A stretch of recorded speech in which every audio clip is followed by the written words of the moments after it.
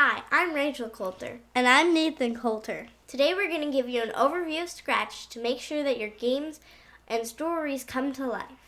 Scratch is a graphical programming environment focused on education.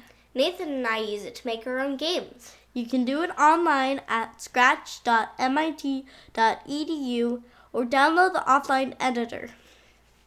You drag and drop pieces called blocks to create scripts, and the scripts affect our scene.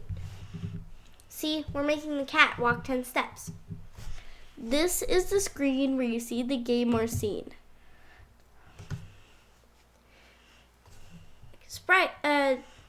Pieces or characters in the game are pictures called sprites.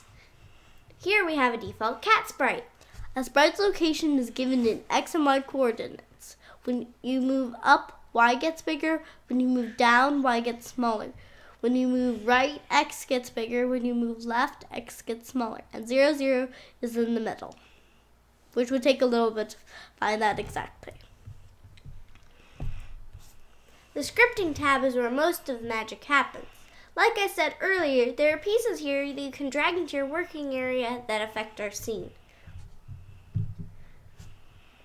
Now let's talk about the different kinds of blocks. There's motion, tell your sprite how to move, like this move 10 steps block. Looks, change your sprite's appearance. Sound, make your sprite play a sound. Pen, this is used for drawing on the screen. And data, this is used to make variables, like this score variable, and it is shown up here. There's also things like events, which trigger your scripts.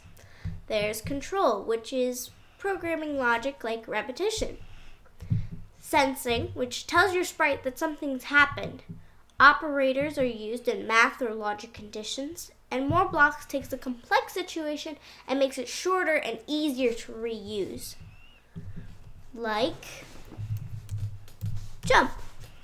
When you make a new block, it's going to ask you to define it. So we will tell it what jump means. Like Nathan said earlier, Y is moving up and down.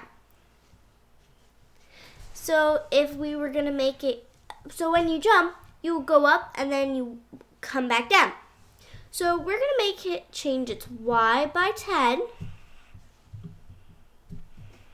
We're going to do a short wait.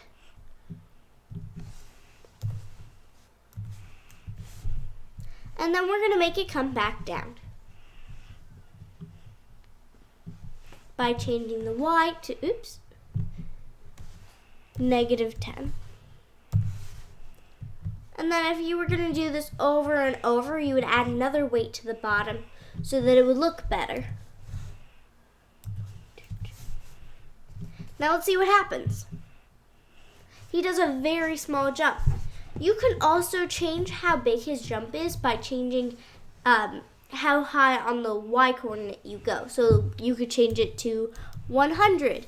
Just make sure that your negative, change Y by negative whatever, is negative the number that you changed Y by in the first place. So if you had to change Y by 100, you would have it wait and then change Y by -100 so that it comes back down.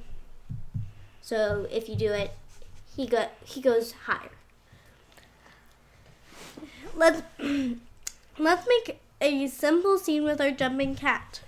So we'll pull out when flag is clicked to start it all off, then a repeat 10 times so we can make it jump multiple times, and then our jump block. And when the flag is clicked, he'll jump 10 times.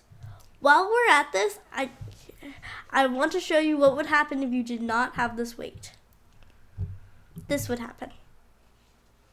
As soon as it comes down, it goes straight back up again. That's why you need this weight at the bottom. Hey, now we're programmers. Now you should go get Scratch and try it out for yourself.